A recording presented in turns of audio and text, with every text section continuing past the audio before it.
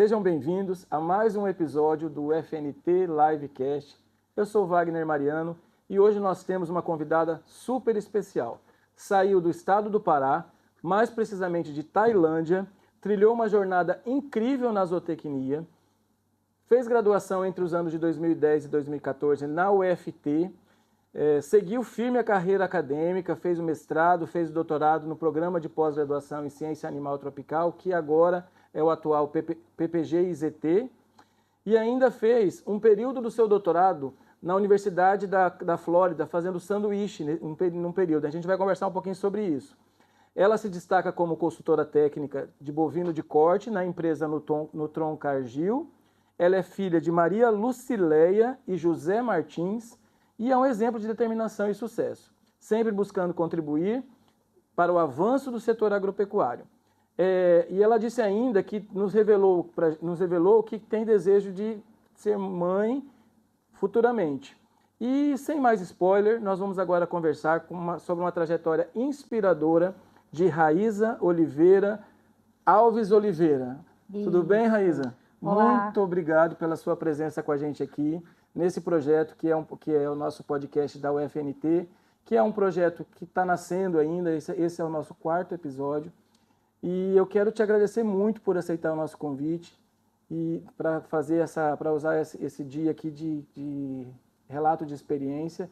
Eu vou aproveitar esse nosso episódio para pegar 2 temas importantes. Primeiro é conversar sobre uma egressa de sucesso da UFT-UFNT e também, aproveitando que nós estamos no mês de março, o Dia Internacional da Mulher, que nós temos uma mulher de sucesso para conversar aqui com a gente. Muito obrigado pela sua participação. Wagner, eu que agradeço, obrigada mesmo, para mim é uma honra e muito prazeroso estar aqui com vocês hoje. Espero que a gente tenha um bate-papo tranquilo aí e inspirador para quem está nos assistindo. Sim, vai ser com certeza. Raíza, vamos começar da infância? Vamos. Tem coisa para conversar sobre a infância? Eu fui uma menina meio traquina, hein? Tem sim. Então vamos lá, a sua infância lá em Tailândia. Tailândia é curioso, então nós temos Tailândia no Brasil? Temos Tailândia no Brasil, especificamente no estado do Pará. Cidadezinha. Fica próximo aonde ali? Tailândia fica perto de alguma cidade? Tailândia fica à margem da rodovia PA 150, que leva até Belém. Fica ali 240 quilômetros, salvo engano, da capital paraense, Belém. Uhum. Então foi lá que eu fui criada, né? Eu falo que eu fui nascida em Moju, que é uma cidadezinha próxima ali, porque na época não existia Tailândia, mas passei toda a minha infância e adolescência, minha juventude ali nessa cidade, que eu tenho muito prazer de falar que eu sou de lá, né? Bacana.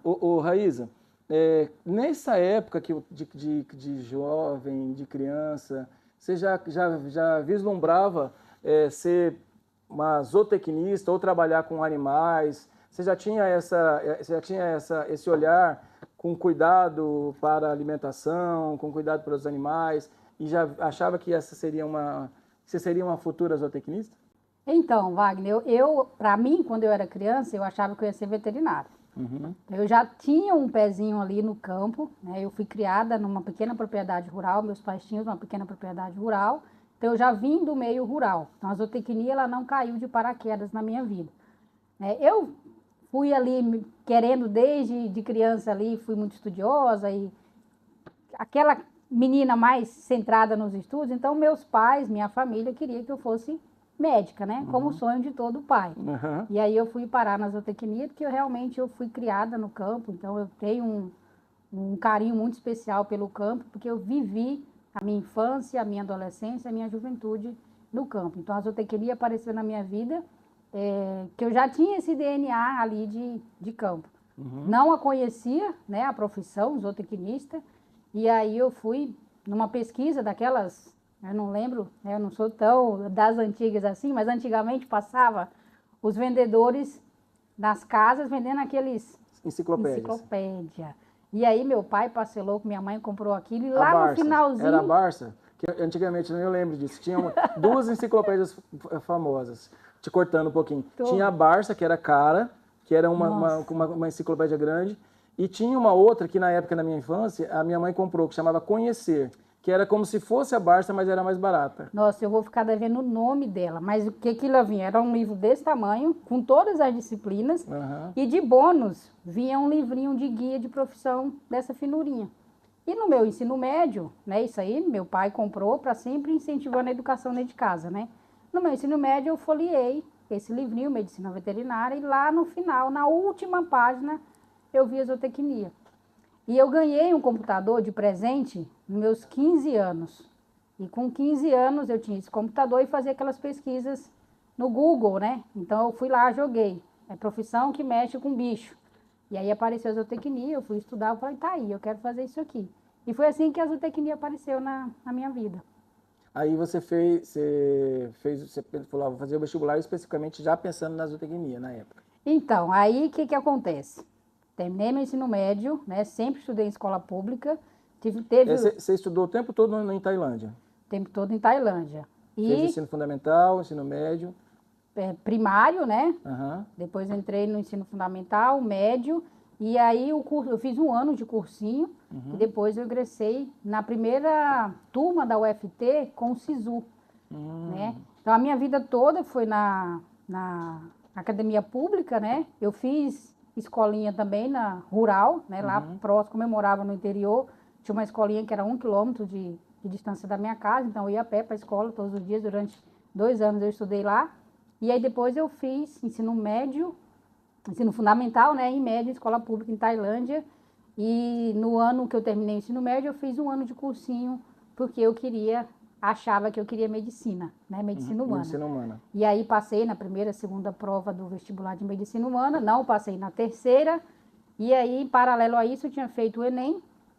E no Enem eu consegui pontuação para entrar na UFT para zootecnia. Aí eu falei, pai, mãe, estou saindo fora da medicina, eu vou aqui porque não vou mais perder mais um ano estudando para passar medicina. E eu acho que foi a melhor escolha que eu fiz, ingressar na zootecnia. Ô Raíza, não estava aqui no meu roteiro que eu preparei, mas então a gente pode dizer que a escola pública ela funciona? Porque a gente ouve, popularmente, vários canais e vários setores de que a escola pública ela deixa a desejar, né? E eu sou professor aqui na universidade do curso de biologia e eu recebo excelentes alunos também da escola pública e sou defensor da escola pública. Então você é um bom exemplo para conversar sobre isso, né? Que a escola pública ela prepara as pessoas para a universidade, para a vida, né? O Wagner, esse é um ponto, né? Eu sempre fui incentivada dentro de casa a estudar. Meu pai e minha mãe sempre foram meus principais incentivadores e isso era muito firme lá em casa. Então teve essa base familiar muito boa. Talvez se meus pais tivessem tido condição, eu teria ido para uma escola particular, porque eu já tinha despertado o interesse de fazer uma faculdade. Mas eu sempre tive excelentes mestres na escola pública, né? Desde a minha primeiro grauzinho ali, eu lembro dos meus professores. Depois, no ensino médio, eu lembro de professores, que eu não vou citar aqui para não causar ciúme, né? Mas eu tive excelentes mestres. E depois ingressei na universidade pública também, com excelentes mestres, mentores, orientadores que me acolheram e me orientaram definitivamente. Então, eu acho sim, a escola pública funciona, né? Tem muito, a gente costuma dizer, cases de sucesso, mas tem a cerejinha do bolo, que é a pessoa querer dar certo, né? A gente não adianta culpar a escola pública ou culpar o mestre, o professor, quando a pessoa não tem interesse. Então, eu sempre tive muito interesse e dentro da escola pública, eu consegui trilhar minha carreira acadêmica. E como foi crescer no Pará? O estado do Pará Da Joelma, né? Do Chimbinha. Isso, lá, como que é a cultura da criança do Pará, da sua época, que você pode falar pra gente? Então, é bem misturada a minha cultura. Hoje eu não tenho um sotaque paraense, embora eu falo para todo mundo que eu sou paraense, né? Meu pai é baiano, então eu tive uma cultura meio influenciada. Eu não tenho aquela cultura raiz paraense, como a da capital ali, Moju tem, Igarapé-Miri, Abaetetuba, Belém tem. E Tailândia é uma cidade que tinha muita gente de fora. Então a minha cultura, não digo que é a paraense nativa, eu falo que eu sou uma paraense meio falsificada, né? por conta dessa cultura já ali no sul do estado, no sudoeste do estado, é uma cultura mais diferente da cultura raiz lá do norte, né, do estado. Mas foi uma infância muito feliz, né? Eu acho que, como eu brinquei no início, eu fui uma menina traquina, porque fui criada na roça, né? Mas tenho boas recordações, tenho excelentes lembranças afetivas da minha vivência no Pará. Saí de lá com 18 anos e... Você é filha única? Não. Meus pais têm 5 filhos, né? Todos vivos, graças a Deus. Eu sou a do meio. Então, tem 2 à frente e 2 atrás de mim. Você é a única menina? Tem eu e mais uma menina, Ah, né? são 2 meninas e 2 meninos. Isso, tem uma irmã mais velha e eu tô ali no meio dessa filinha aí de 5 crianças em casa. Os seus irmãos também seguiram a carreira acadêmica, fizeram faculdade? Seus irmãos também seguiram na carreira do agro? Como... Então, não seguiram, né? De novo, as mulheres desbravaram lá em casa. Por incrível que pareça, as 2 meninas foram que saíram de casa e procuraram novas oportunidades fora da nossa micro-região lá. Os meninos ficaram ali na barra da saia da mãe, do pai. Hoje eles estão até hoje morando lá em Tailândia e na cidadezinha vizinha, que é Moju. Alguém tem que ficar lá cuidando dos pais, né? Não foi, as meninas saíram e os meninos ficaram lá com os pais. Ô, Raíza, e agora vamos falar da sua vinda para Araguaína, da sua vinda para o Tocantins. Você já conhecia Araguaína? Já conhecia o Tocantins? Já conhecia a universidade que você estava vindo? Eu era meio bicho do mato, né, Wagner? Então, a mocinha ali criada no Pará, né? Não tinha viajado muito antes. Minha avó me agarrou uma vez e me levou para São Paulo, que ela tinha uns parentes lá, então fomos de busão, saímos de Belém, fomos até 3 dias de ônibus de Belém a São Paulo, e eu não era muito viajada.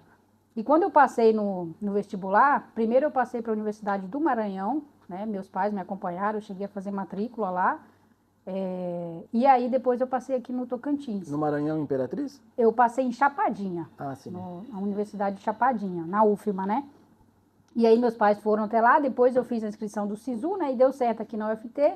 E na UFT aqui em Araguaína eu tinha parente.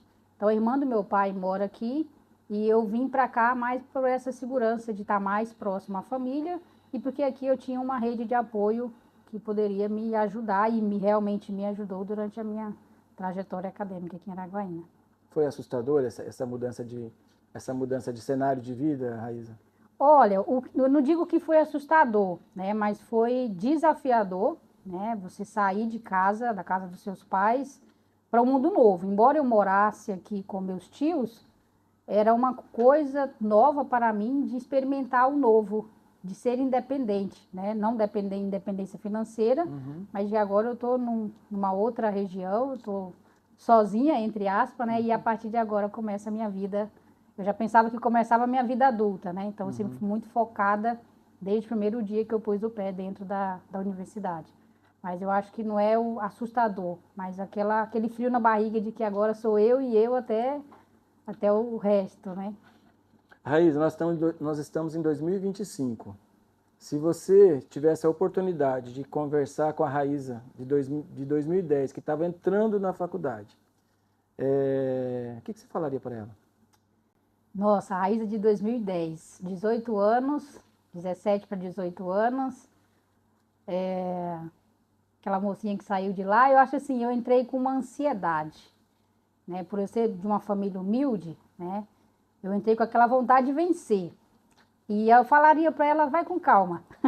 Vai dar certo. Vai com calma, continue fazendo o bom trabalho que você vem fazendo, se dedicando, se esforçando, que você vai colher os frutos lá na frente. Eu falaria para ela ir com calma. E com relação aí, depois você já entrou aqui na faculdade, você já estava ambientada, o curso é de 5 anos, né? 5 anos integral. Curso de 5 anos integral. Quais foram os desafios, quais foram as dificuldades que você encontrou? Porque tem várias meninas, várias acadêmicas que estão assistindo, gente de outras cidades, de outros municípios que estão assistindo a gente.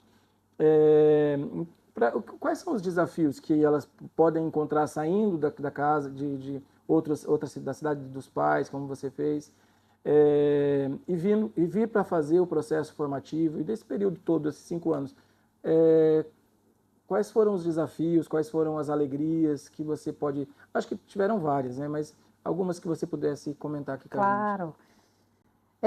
Dá aquela respirada, né? Porque começa um filme. Esse ano eu faço, dia 27, 10 anos de formada, né? E eu estava na colação recente agora de um filho do meu orientador e eu vendo a colação me vem a lembrança, né? Do meu tempo de graduação.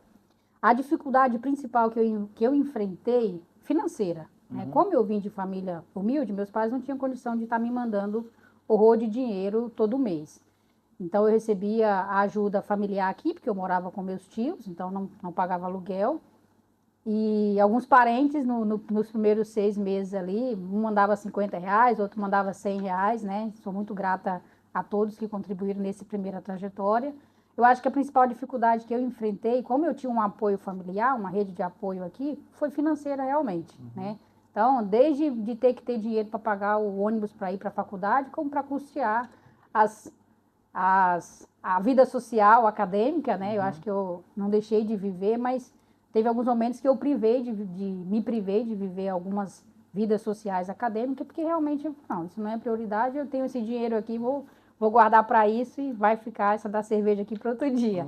Mas eu acho que financeiramente é a principal dificuldade. E o que eu falo para quem tem dificuldade financeira é procure redes de apoio, né? Às vezes seu pai não tem, sua mãe não tem, mas você tem um parente, você conhece pessoas durante a faculdade que ajudam, que se solidarizam. E aí, uma coisa que me ajudou para superar essa dificuldade financeira foi ingressar nos programas de iniciação científica. Então, eu já tinha o interesse de procurar fazer parte dos programas de iniciação científica, além de estar ali me atualizando, me qualificando no programa, eu recebi a bolsa. Então, eu lembro que tinha uma tia que me mandava R$ 100 por mês, e quando eu ganhei minha primeira bolsa, que foi no final do primeiro semestre... De 2010. 2010. Então, eu já entrei no Já primeiro entrou no primeiro ano ano. na iniciação científica. E aí eu falei, agora não precisa mais mandar, toda orgulhosa, né? Agora eu vou ser autossuficiente. E aí eu fui me virando, na época era R$ 360 que eu recebia, mas dava para eu pagar minhas despesas, claro, não pagava aluguel, né? E aí fui me virando e graças a Deus deu tudo certo. Era tudo contado, eu sempre fui muito regada, né? Então fazia as contas daqui, sobrou R$ 10 para comprar cerveja, esse aqui é o do Xerox, esse aqui é o do busão, e a gente ia se virando. Então, isso é importante a gente comentar, né? Porque muitas pessoas, muitos alunos da educação básica não sabem que na universidade pública, nas universidades federais, nas estaduais, existem várias formas de auxílio, né? Tem o auxílio que você experienciou, que é a iniciação científica, que é o PIBIC, né, que você fez. Isso. Mas além do PIBIC, a UFNT, por exemplo, tem para auxílio permanência, tem para os cursos de licenciatura, tem o auxílio de iniciação à docência. Existem os programas especiais, que é o PET. Então, existem várias formas. Eu acho que isso, atualmente, é um pouco mais mais fácil do que na tua época, né? Em 2010 não existia tanto. Eu estou falando isso também porque quando eu fiz o mestrado, as bolsas eram contadas. Na época eu fiz o meu mestrado em 2003, então eu só consegui a bolsa do mestrado no segundo ano. Então eu passei o primeiro ano inteiro sem receber a bolsa. E hoje em dia, claro que ainda não está do jeito que precisa estar, né? Mas existem muitas possibilidades de manutenção para fazer com que... E isso é importante, né? O dinheiro público garantindo que as pessoas consigam estudar, consigam fazer o processo de formação. Isso é muito importante. Você tocou num ponto que hoje eu concordo que está mais fácil você conseguir, né? Digamos que está mais fácil, mas tem mais recursos. Tem mais recursos. Acho que esse que é o ponto. Na minha época, lá em 2010, né? Eu tinha que fazer uma entrevista, eu tinha que ter nota, não tinha que ter ficado em exame nenhum. Aí o professor, que era o responsável da bolsa, juntava lá, era uma entrevista seletiva.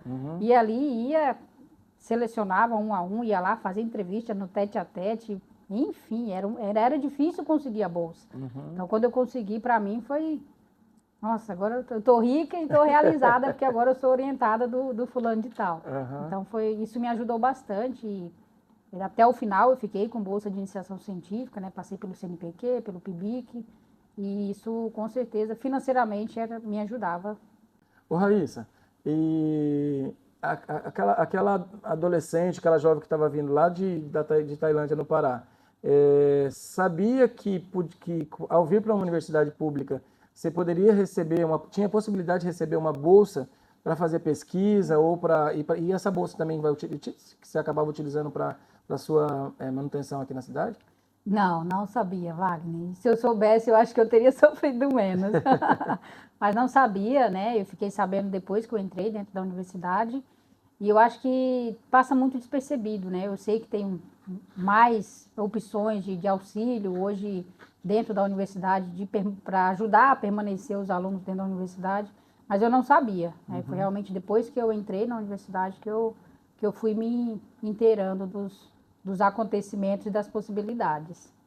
Ô Raíssa, você, quando veio lá do Pará para cá, você sabia que você já queria fazer o mestrado, doutorado, queria ser a doutora Raíssa? Porque eu esqueci de falar para vocês, eu apresentei no início que a minha entrevistada tinha mestrado, doutorado, mas eu estou de frente da doutora Raíssa, né?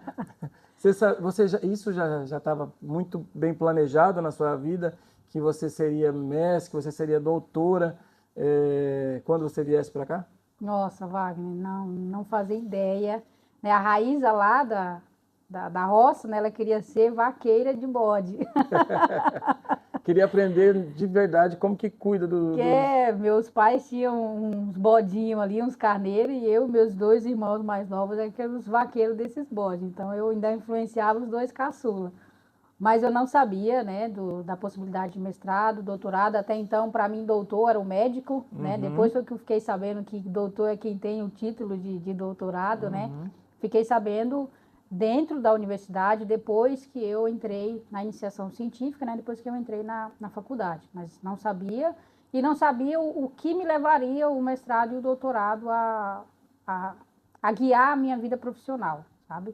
Então, fiquei sabendo depois. Eu lembro que eu tinha uma professora mestre no ensino médio, que todo mundo pagava maior pau para ela, né? Assim, puxa, ela é mestre, a professora é a única mestre do município. Mas eu não fazia ideia do que era um mestrado e doutorado dentro da realidade acadêmica.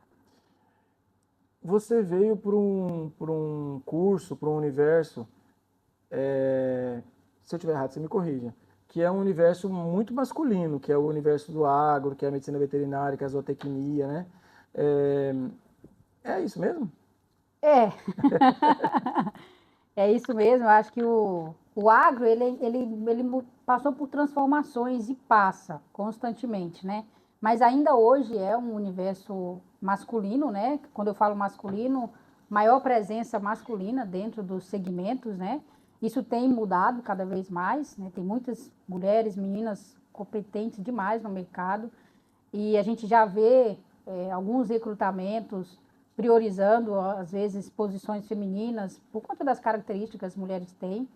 É um mundo agro em transformação, eu digo. Mas Nossa, eu imagino em 2010, quando eu falei para o meu pai que eu queria ser zootecnista, e que quando eu estava lá na roça, que eu ia para o curral para ver a apartação de gado, ele falava, vai para a cozinha ajudar sua mãe, vai para casa, menina, não é para você estar aqui, isso não é lugar de mulher. Então, meu pai falava isso para mim, né, quando eu era jovem, e aí depois eu falei, tá aí, pai, onde é que sua filha tá? Mas eu gosto, sabe? E seu pai deve ser muito orgulhoso de você, né? Eu espero, né, pai?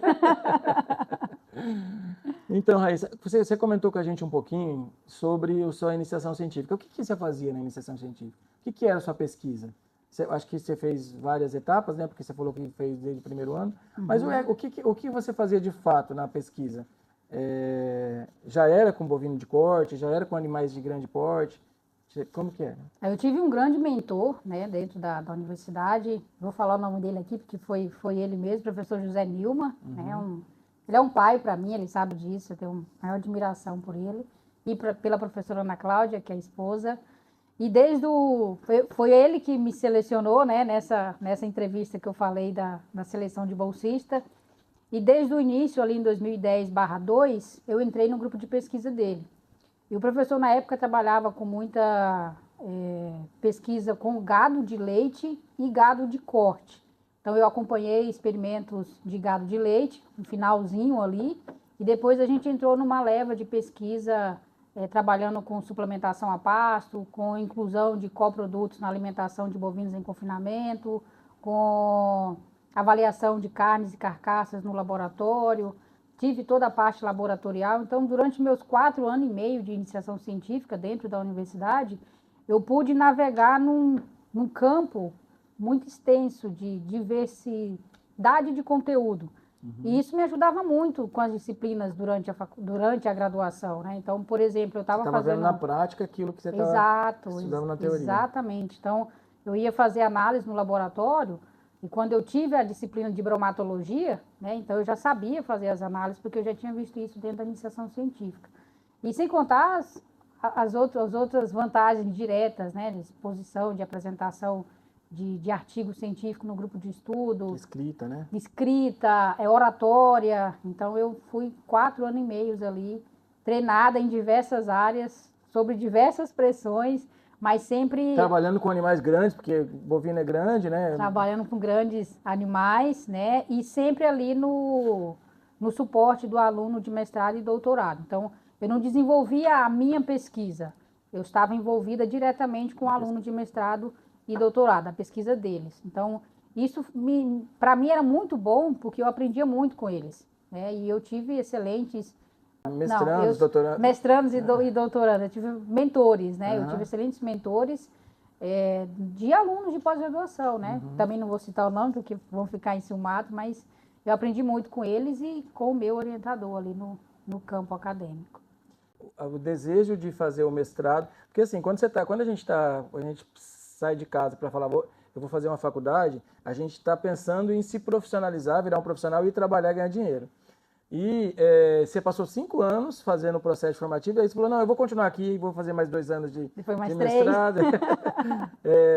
Não teve aquela ansiedade de sair e falar, não, eu vou trabalhar primeiro, vou ganhar dinheiro, ficar rica. Teve. Lembra que eu te falei que você perguntou o que é a Raíza de 2010 no início, né? Eu falei assim, eu falava para ele mais com calma, né? E eu me referia a exatamente isso. Então, eu sofri pressão, né? Até de familiares. Aí formou, por que você não vai para o mercado ganhar dinheiro? Você não cansa de ficar lisa? Né? Então, tive essa pressão social familiar.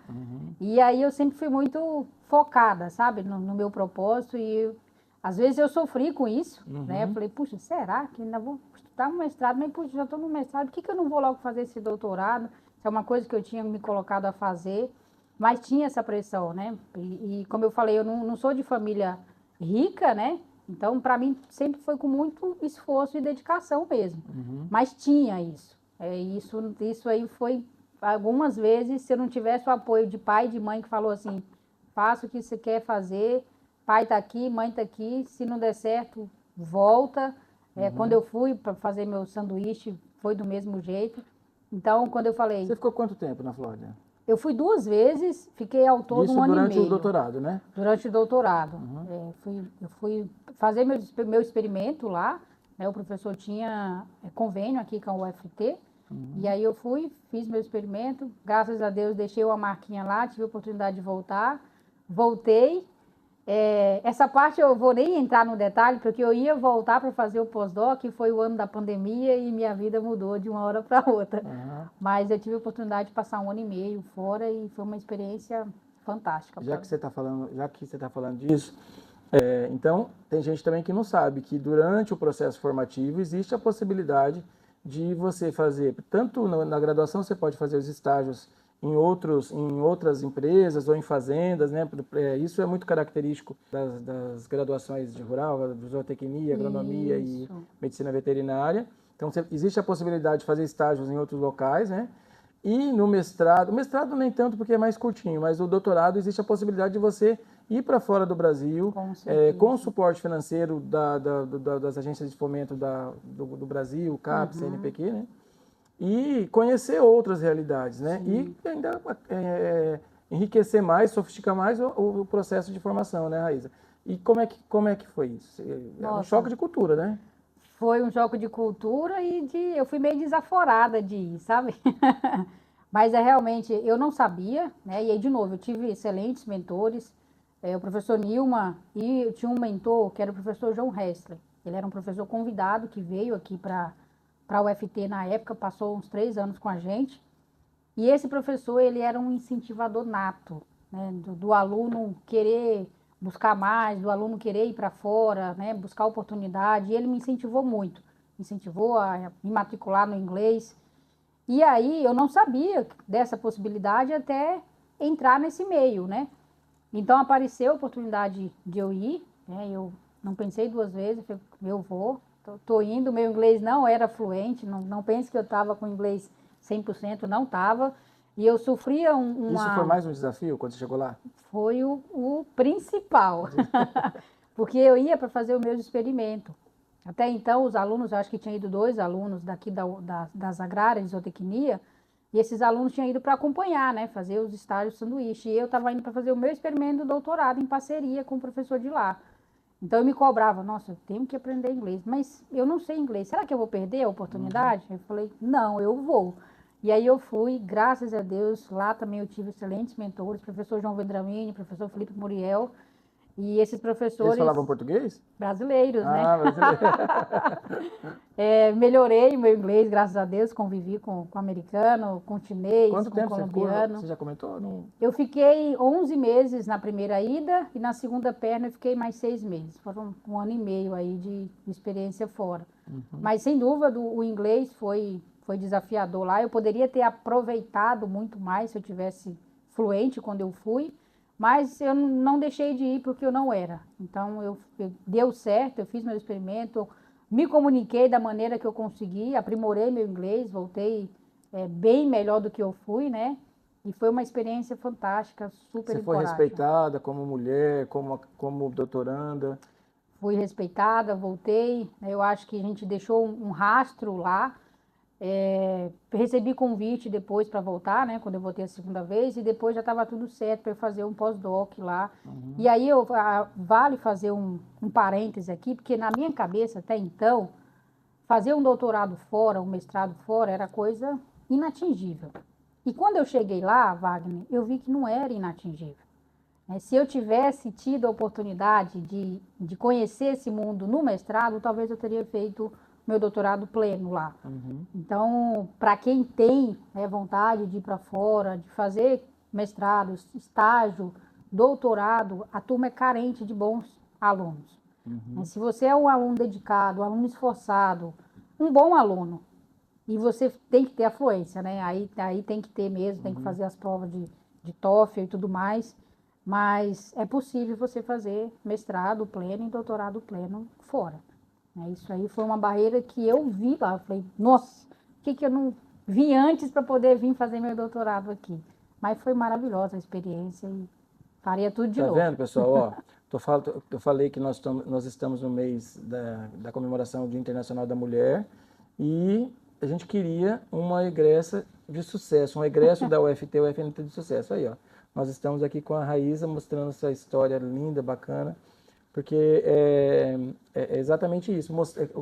A proposta do nosso podcast, do nosso bate-papo, é fazer um processo de comunicação, de divulgação da universidade, com um formato mais real, sabe? Para informações reais. E eu acho que é por isso que esse nosso bate-papo está sendo muito Legal. bacana. Ô Wagner, se me permite uma frase que eu gosto de falar, não sei se alguém já falou isso, se eu estou parafraseando, é o quê?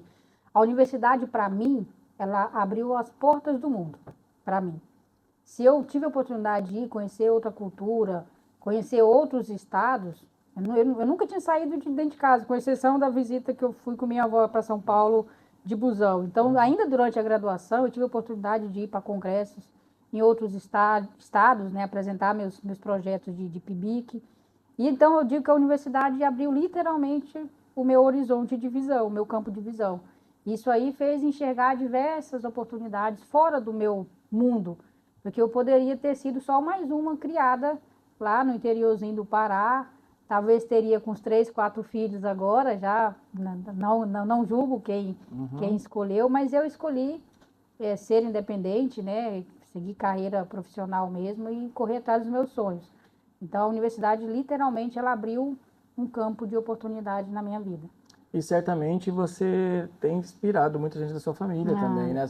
Estou falando da sua família, mas também das pessoas próximas que conheceram, que te conheceram na infância, que conheceram você. Então, acho que a gente acaba inspirando também. A nossa mudança de cenário de vida faz com que outras pessoas também se espelhem. Eu falo isso porque eu tenho várias pessoas da minha família que conversam comigo sobre isso.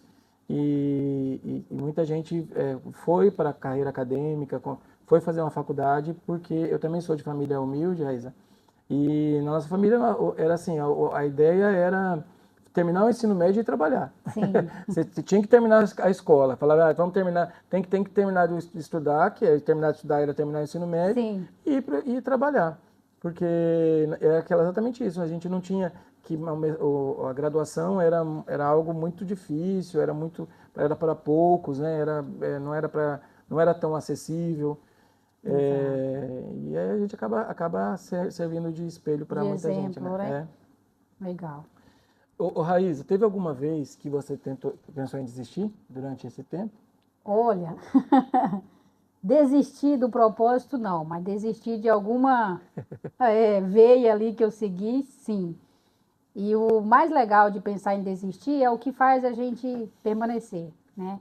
E o que me fazia permanecer era meu pai, minha mãe e minha família. Então, eu estou aqui por eles, eles confiaram em mim. Aqueles parentes queridos que contribuíam mensalmente ali no início, eu precisava honrar aquela contribuição, eu me cobrava, sabe? Eu falei, eu estou aqui não é só por mim. Então, tive sim momentos desafiadores, todo mundo tem, né?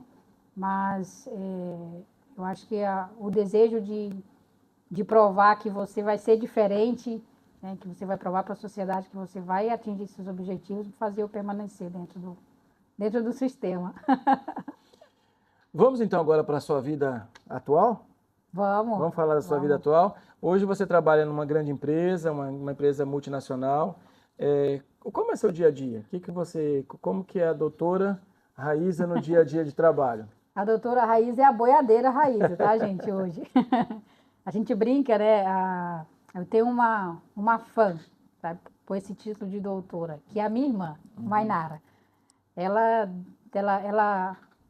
desde o início que eu comecei a fazer pós-graduação, ela falava que quem era mestre era o bambambam. Depois que eu entrei no doutorado, uma vez eu fui visitar ela, quando eu fui para os Estados Unidos a primeira vez, para fazer meu experimento, eu cheguei na casa dela, tinha lá, parabéns, doutora, não sei o que, o mundo, sempre escrito assim. Então, ela é a minha fã número 1.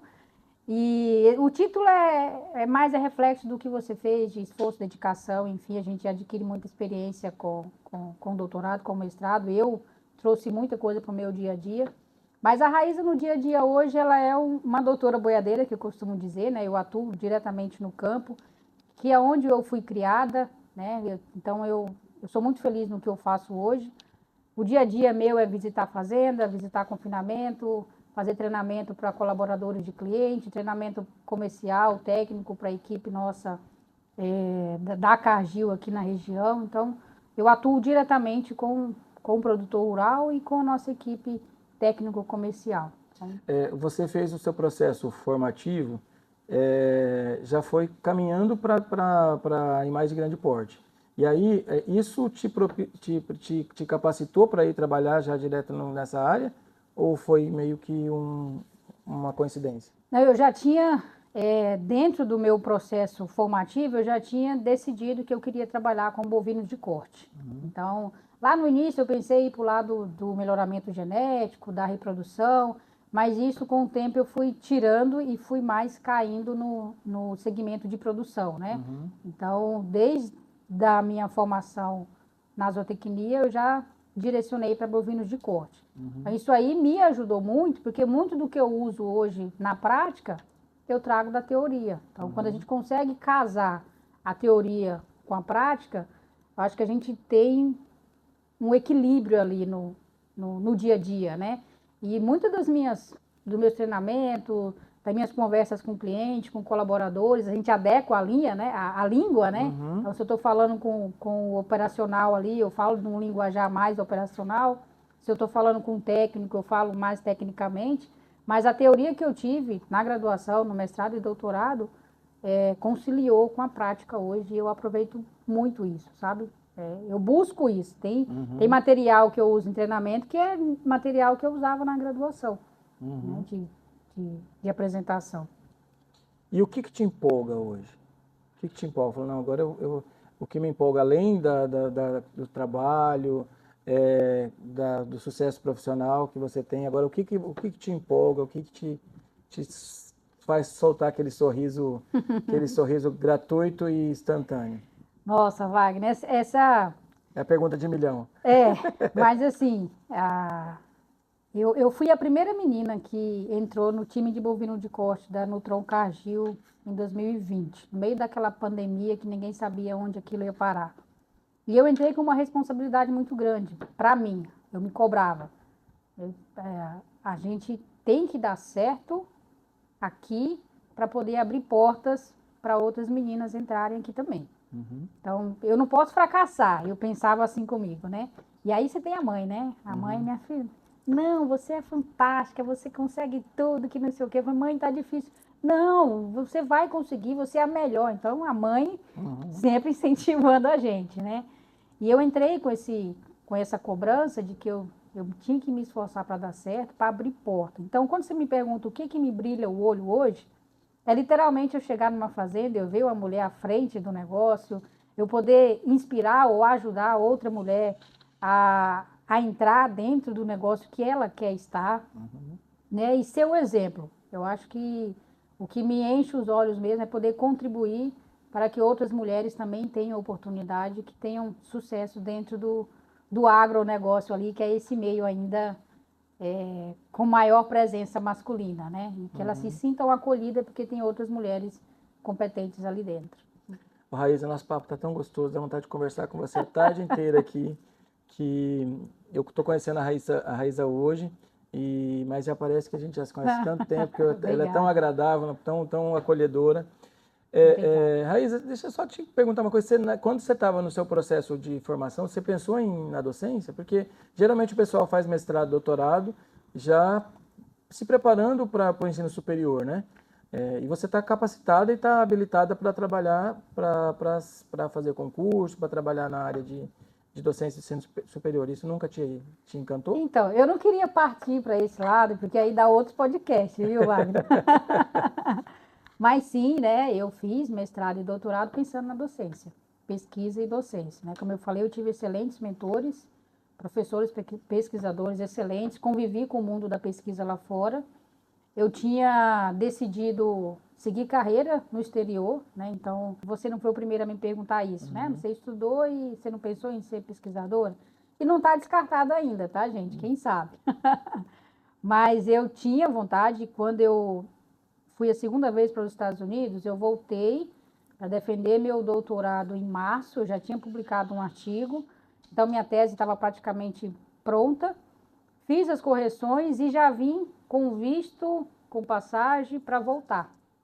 E lá eu queria fazer Mas um pós-doc. aí você estava fazendo pós-doc ou estava indo para morar lá e para Aí que tá, eu ia... Como lembra que eu falei que era possível fazer o doutorado pleno? Então era possível ser professora lá fora e pesquisadora. Eu tive mentores lá, brasileiros, excelentes professores e extensionistas lá. Então eu consegui ter concretizar essa vontade e ver que era possível.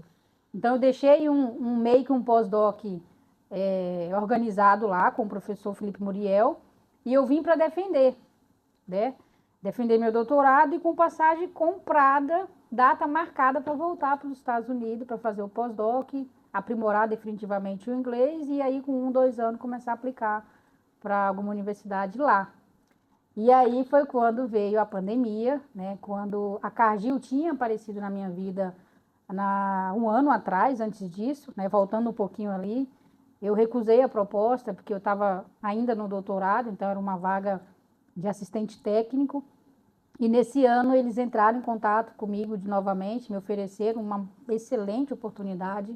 Aí eu fiquei naquela dúvida, e agora o salário lá em cima, aquela bolsa, ali 10 anos estudando. A bolsa de doutorado pequenininha. Era aqui, a bolsa aqui, o salário que a Cargill me ofereceu aqui. Eu falei, e agora? Meu Deus. Mas aí eu tinha firmado o compromisso, eu fiquei realmente balançada, porque eu vinha de 10 anos na academia, né? Então eu fiz um acordo, eu falei, Cargil, eu agradeço demais, eu vou seguir aqui, porque eu já estou com visto, já estou com compromisso com o professor lá, vou passar 6 meses e volto. Essa foi minha conversa bem aberta com o recrutador da época. E aí foi quando veio a pandemia. Então, eu viajava no dia 31 de março para dia 1º de abril, dia da mentira. A pandemia veio dia 20 de março. 20 de março ou 21, eu não lembro a data exatamente, meu voo foi cancelado. Aí meu céu caiu, meu chão caiu. Eu falei, e agora? Né? Sem expectativa de voltar, voo cancelado, dificuldade financeira, porque estou fora, não estou com pós-doc aqui, está no meio desse trem, o que vai acontecer? E aí foi uma semana angustiada, eu estava na casa da minha madrinha me despedindo, porque eu ia embora, né? Com meu pai. E aí eu pedi muita sabedoria a Deus e rezei. E nisso eu tinha deixado o noivo lá. Lá nos Estados Unidos? Brasileiro, né? E aí eu falei, ó, não vou voltar. Eu vou ver se a Cargil ainda aceita eu lá dentro e eu vou ficar por aqui e ver até onde fica, né? No princípio, eu queria ficar um ano e meio na Cargil e seguir embora depois. Mas aí eu entrei, uma excelente empresa, me identifiquei com a cultura da empresa, né? Eles me aceitaram, né? Não, a vaga está aqui, é sua. Então foi aí que eu entrei na Cargil, era o meu plano B, digamos assim. Então entrei meio, né, nessa pressão, né? E fiquei, né? Fui passando 1 ano, 2 anos, esse ano faço 5 anos esse ano. Estou muito feliz na função que eu exerço. Como eu falei, a Cargil é uma baita multinacional, tem cultura, valores que se identificam com o que eu tenho. E isso fez eu ficar, fez eu trazer o noivo embora. Então hoje é... Será que isso não foi oração da dona Maria Lucileia, não? Eu acho que foi, hein? Uma oração para falar, não, eu acho que minha filha tem que ficar aqui pertinho de mim. Será que não foi? Eu acho que foi alguma coisa aí, porque... Não, porque oração de mãe, Deus na hora, Jesus fala na hora. E ela tinha medo, porque a Flórida é o estado dos furacões, né? Então, o que você vai fazer para lá, no meio daqueles furacão, não sei o quê? Será que é isso mesmo? Sempre me apoiava, mas tinha aquele receio de a filhinha estar indo embora, sabe Deus quando volta, né?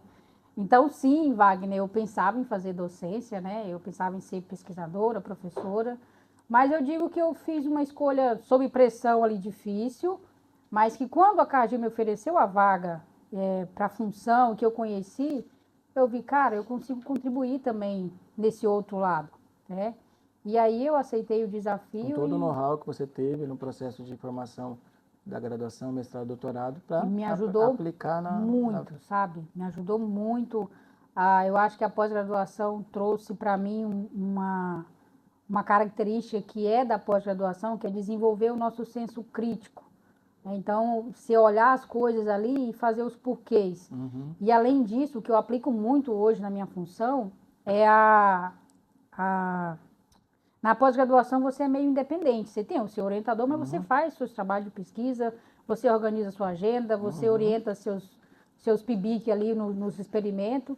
E isso eu trouxe para dentro do meio corporativo que eu trabalho hoje, né? Hoje, a gente é contratado com gestão mínima, né? Então, a autogestão do meu tempo, que eu fazia na pós-graduação, eu consegui trazer isso para o meu dia a dia hoje. Porque a gente não vai ali, hoje eu não bato o ponto, eu tenho que bater o ponto 8 horas ali todo dia. Eu faço a minha agenda, eu sei o que eu tenho que entregar, então eu vou ali e me organizo para eu entregar o resultado que eu tenho que entregar para a Cargil, sabe? Então, deu uma volta aí, mas era porque você perguntou se eu pensava em ser professora, sim, eu pensava em ser, mas Deus sabe o que faz. Isso também é importante, porque para as pessoas entenderem que nem sempre todo mundo que está fazendo mestrado, doutorado, está se preparando para a docência. A docência é uma das frentes, né, profissionais que o processo formativo vai te dar. Exatamente, pode continuar trabalhando em pesquisa, pode melhorar a sua prática no trabalho, mesmo que não seja na docência, né? A gente precisa de profissionais em todas as áreas, né? Isso é legal. A zootecnia também é muito ampla, né? Exato, isso é legal, porque se eu for falar para você hoje, o nosso time de bovino de corte de técnico no Brasil, tem muita gente que tem mestrado e doutorado. Né? Então, o mercado mudou. Hoje, se a gente for pegar os cases, né, de sucesso nosso hoje dentro do time, os caras que têm mestrado e doutorado parece que são os que ficam, que são os que se destacam, né? Não quem não tem, não vai entrar na Cargill, não vai fazer um bom trabalho, mas parece que já vem calejado ali, sabe? Tem algumas modificações, porque a gente fica muito bitolado ali na teoria, mas o mercado absorve profissionais de pós-graduação, com certeza. Mestrado e doutorado não é só para quem quer fazer pesquisa, né? E funcionar. Mas o mercado está absorvendo os profissionais também. Raíza, prometo que é a última pergunta. E eu não sei se ela é difícil, mas vamos lá. Se sua trajetória virasse um filme, qual que seria o nome do seu filme? Vamos aproveitar que nós estamos ainda na euforia do Oscar do Brasil, né? E se sua vida fosse um filme, que nome seria? Nossa, que pergunta difícil, hein? Um filme da minha vida. Eu acho assim, é meio clichê, né? Mas eu acho que não desistir. É continuar. Continue, digamos assim. Persistência. Persistência. Ou não desista. Eu sou muito fã do Ayrton Senna, então acho que deixou um legado pra gente. Eu acho que continuar, persistir, talvez seria nesse sentido. Porque vai vir as dificuldades. Talvez em qualquer área da não vida. desista na primeira, e nem na segunda, e nem na terceira, e nem na 10ª dificuldade. Ponto. Talvez seria isso. Raíssa, muito obrigado pela sua presença. Sua história é muito bacana. Obrigada. Quero agradecer a professora Ana Cláudia por ter indicado a Raíssa para estar aqui com a gente, professora Ana Cláudia Neiva. É uma história muito, muito bonita e que eu tenho certeza que vai inspirar muita gente a vir para a universidade, a continuar o processo de formação. E muito, muito obrigado mesmo. Eu que agradeço. E assim nós encerramos mais um episódio do FNT Livecast com essa linda história de Raíza Alves Oliveira, que foi nossa egressa, fez graduação, mestrado e doutorado. Eu peço que vocês curtam, compartilhem e indiquem o nosso podcast para os amigos. E em breve estaremos de volta.